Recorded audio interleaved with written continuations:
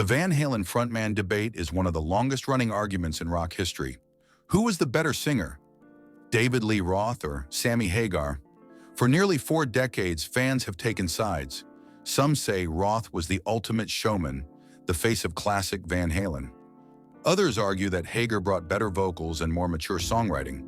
But now Gene Simmons of Kiss has spoken, and he may have ended the debate for good. In an interview with Music Radar, Gene praised David Lee Roth in a big way. He called Roth the super frontman of all time.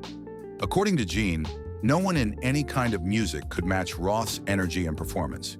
He said, David had the acrobatics and sexuality, all that stuff. It had never been seen before, and it was so in your face. Gene Simmons has a long history with Van Halen. He helped them early in their career and even recorded a demo with them before they signed to Warner Brothers.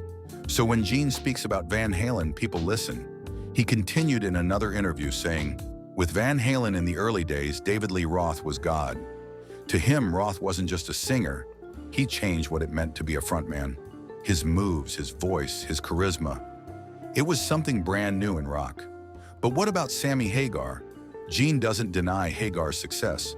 In fact, he admitted that Van Halen became even bigger after Roth left and Hagar joined. He said, once Roth left, oh boy, that's the end of it. No, actually, they literally got bigger with Sammy Hagar. That's a key point.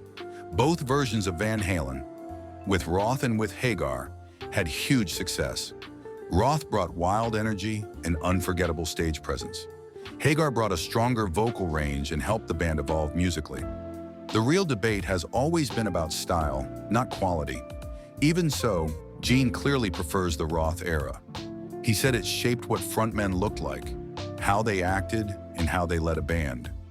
Roth wasn't just a singer, he was a rock star in every sense. This isn't the first time Gene has made bold comments about Roth. Back in 2021, he upset Roth by comparing him to bloated Elvis in a clumsy way. Roth responded with a not-so-subtle Instagram post flipping the bird. Later, Gene apologized, saying his words were twisted and he never meant to insult Roth.